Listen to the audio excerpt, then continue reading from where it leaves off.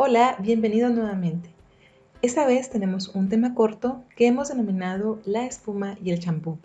Y básicamente se trata de contestar algunas dudas sobre si la capacidad espumante de un champú y su nivel de detergencia van de la mano. ¿Me acompañan? Y para esto tenemos que abordar los principios de los detergentes. Y esos son algunos muy interesantes como su poder humectante, su dispersión y su suspensión. Y básicamente es cómo trabajan los detergentes y qué características deseables deben de tener. Por ejemplo, sobre el poder humectante podemos decir que reduce la tensión superficial del agua y es capaz a la vez de disminuir la tensión interfase entre el agua y otra superficie por adhesión o agregado a la interfaz sólido-líquido, líquido-líquido. La segunda es la dispersión, que es la capacidad de los detergentes para romper una cantidad de suciedad compacta y reducirla a partículas muy finas. Y esto es para evitar que las partículas caigan nuevamente sobre el cuero cabelludo. Hacen que los polvos sean mojables y que los gránulos sean dispersables en el agua, permanezcan distribuidos uniformemente, sobre todo en la fase acuosa. Después viene la suspensión. La suspensión es una mezcla heterogénea compuesta por un líquido en el que se dispersa en un medio gaseoso o líquido. Para el caso de los detergentes, si la suciedad fuera solamente reducida a partículas diminutas, no se produciría un efecto de limpieza, ya que no habría nada que impidiese que la suciedad volviera a caer y se volviera a adherir a la superficie que se va a limpiar. Por esta razón, todo detergente debe tener la capacidad de emulsionar la suciedad. Y como vimos, estos son principios muy importantes que deben de cumplir los detergentes. Ahora hablemos sobre la espuma. Curiosamente, en cosmética natural sabemos o estamos muy relacionados con esa frase que dice que la espuma y la detergencia no van de la mano. Sin embargo, el consumidor habitual piensa que sí lo es. Vamos a descubrir si es así o no. Pues bien, las espumas son medios bifásicos en los que un gas constituye la fase dispersa y un líquido o un sólido son la fase continua. El gas está disperso o está entramado en las celdas que se denominan burbujas, las cuales pueden ser esféricas o poliédricas según la relación volumétrica que haya entre ambas fases. La fase gaseosa se esparce a lo largo de toda la fase líquida de manera que las cavidades o las burbujas de gas quedan separadas por finas películas de líquido. Y eso sería una definición técnica de lo que es la espuma. Espumas podemos encontrar de diferentes tipos, tanto a nivel alimenticio como a nivel cosmético. Dentro de la formación de la espuma tenemos que para obtener espuma en sí se puede realizar por medios físicos o químicos. Por ejemplo, la podemos obtener mediante trabajo mecánico o energía, es decir, agitación o burbujeo de un gas. También se puede obtener por la presencia de un agente espumante. El agente espumante es un compuesto que se ubicará en la interfaz que hay entre el gas y el líquido, provocando una disminución en la tensión superficial del líquido a espumar y por lo tanto potenciando la formación de espuma. La velocidad de formación de las burbujas es mayor que la velocidad de colapso de las mismas. Esto ocurre cuando hay un diferencial donde formamos más burbujas de las que van cayendo. Así pues, la formación de espuma consiste simplemente en la formación, elevación y la agregación de burbujas en un líquido en la que la espuma puede existir. La vida de las espumas varía de segundos hasta años según el material, y su mantenimiento es un fenómeno no dinámico. Hablemos pues de la estabilidad de la espuma o lo que le llamamos estabilizar la espuma de un producto. Y es que cuando se habla de estabilidad se hace referencia a los fenómenos de decaimiento de la espuma y de colapso de las burbujas. Es decir, después de que ha sido formada la espuma, se procede a medir el tiempo en que ésta permanece y la velocidad con la que pierde altura. Ambos conceptos dependen de los siguientes factores. Por ejemplo, la velocidad de absorción de la especie activa superficialmente a nivel de interfase. 2. De la reología de la capa absorbida. De la difusión gaseosa entre las burbujas, del tamaño de las burbujas, de la tensión superficial, de la viscosidad del líquido a espumar, de la presencia o no de electrolitos, sobre todo cationes bivalentes, en condiciones de temperatura y la presión. Todas estas fenómenos o estas variables son las que interfieren cuando hablamos de la estabilidad o la permanencia de esa espuma. Ahora, respondiendo a la pregunta que hicimos de manera inicial, ¿está relacionada con la capacidad limpiadora de un champú? Una parte de las moléculas que poseen los detergentes tiene un grado de afinidad hacia el agua, que se conoce como afinidad hidrofílica, pero la otra parte de dichas moléculas presenta una repulsión por el agua y es lo que se conoce como la parte hidrofóbica de este detergente. En estas moléculas de detergentes en agua tienden a alcanzar la superficie para orientar hacia el aire sus colitas hidrofóbicas y mantenerlas alejadas del agua, donde ocurre la menor energía para el sistema detergente agua. De esta manera, cualquier sistema de detergencia deberá realizar dos funciones. En la parte izquierda podemos ver cómo se da ese fenómeno de detergencia por parte de los tensoactivos y cómo se constituye un tensoactivo de una manera esquemática muy simple. Podemos ver la cabeza hidrofílica y podemos ver las colas hidrofóbicas. Estas por lo general son colas largas y carbonadas y pueden tener estructuras simples, lineales o ramificadas. En este caso tenemos la orientación de las diferentes cabezas y de la cola, y dependiendo del tipo de sociedad habrá una orientación diferente, formando diferentes estructuras denominadas micelas. Estas micelas tienen estructuras variables de acuerdo al tamaño de la cabeza y a la ramificación o no de la cola. Como vimos, las funciones que tienen que realizar son dos muy básicas. Número 1 es desprender la suciedad de la superficie a limpiar y número 2 es dispersar o disolver la suciedad en el líquido de lavado.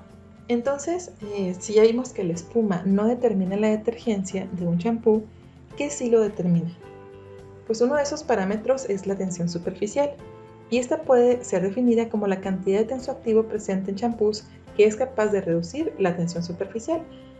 Tenemos que tener en cuenta que entre más baja o lo mínimo que reduzca la tensión superficial significa que tiene una habilidad más grande de limpieza. Un champú es considerado de buena calidad si reduce la tensión superficial del agua de 72.28 dinas sobre centímetro a 40 dinas sobre centímetro. En el caso de champús comerciales, estos son capaces de reducir la tensión superficial hasta en 31.68 dinas por centímetro.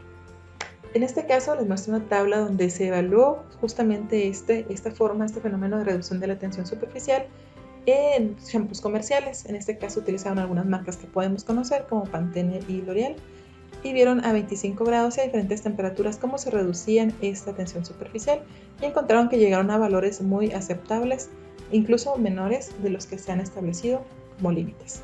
Otro punto importante es el porcentaje de sólidos en un champú.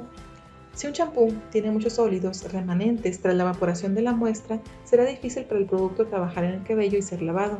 Esto puede pasarle a algunos jabones. Si no tiene suficientes sólidos, este champú será muy acuoso y se lavará de manera excesivamente rápida, por lo que también puede ser inefectivo. Un buen champú tiene aproximadamente de un 20 a 30% de sólidos. ¿Y cómo se determinan? Pues básicamente ponen la muestra a evaporar dentro de una cápsula y miden cuánto es el contenido que queda de sólidos después de que se evaporó todo el líquido. También tenemos la dispersión de la suciedad. Ese es un criterio también muy importante al evaluar la capacidad de limpieza de un champú. Y básicamente cuando la suciedad es lavada, debe permanecer en la parte líquida para que el champú tenga una mejor acción limpiadora. Si en cambio esto permanece en la espuma, el lavado es deficiente ya que la suciedad se vuelve a depositar en el cabello. ¿Y qué agentes potencializan la formación de espuma? En este caso, nosotros vamos a poner un ejemplo de algunos de los tensoactivos que pueden ayudar a los tensoactivos principales a lograr una mejor formación de espuma, más estable y con mejor altura. En este caso son las alcanolamidas y las betaínas. Estas, cuando se colocan una porción de 10 aniónico a 1 anfótero o uno de estos compuestos en cuanto a partes, pueden darnos una mejora en la espuma. Por ejemplo, en un champú que sea 10% lauril sulfato de sodio, podemos poner 1% de cocamidopropilbetaína para aumentar la espuma. Y por cada 10% que pongamos efectivo de ese detergente, con 1% equivalente podemos aumentar la espuma. Si tú pones un 50% de lauril, correspondería un 5% de cocamidopropilbetaína.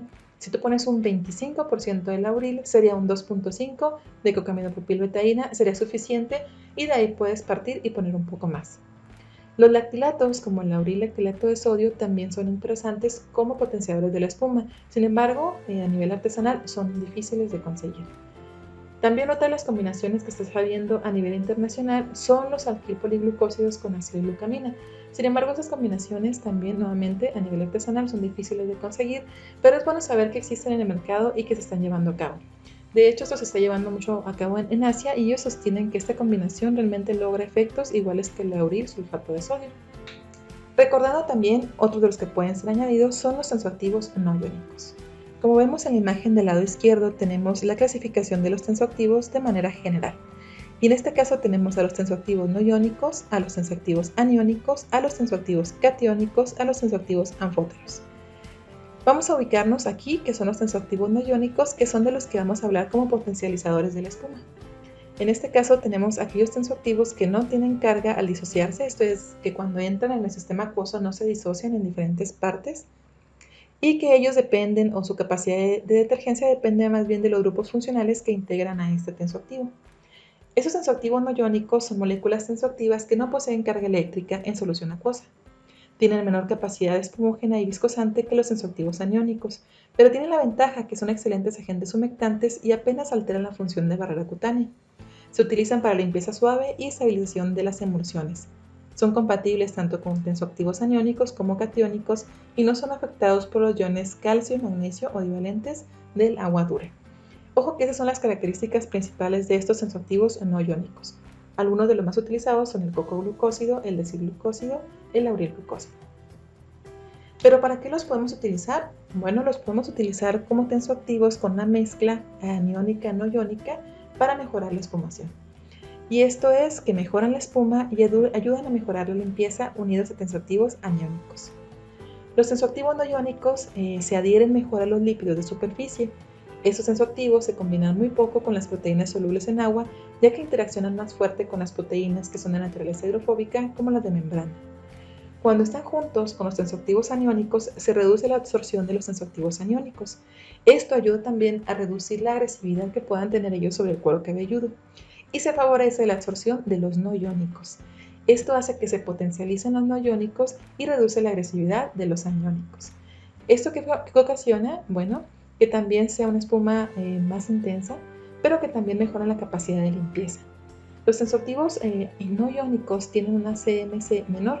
Esto es una concentración misilar crítica, un valor muy útil en tensoactivos, que los catiónicos o los aniónicos. La concentración ideal para ellos es 90-10. Esto quiere decir que si tú vas a poner un aniónico, puedes partir por 90 partes de aniónico por 10 partes de no iónico o 9 partes a 1. Producen micelas mixtas aniónicas no iónicas, lo que reduce la repulsión de las cabezas no iónicas. Y esto provoca una mayor capacidad de solubilización.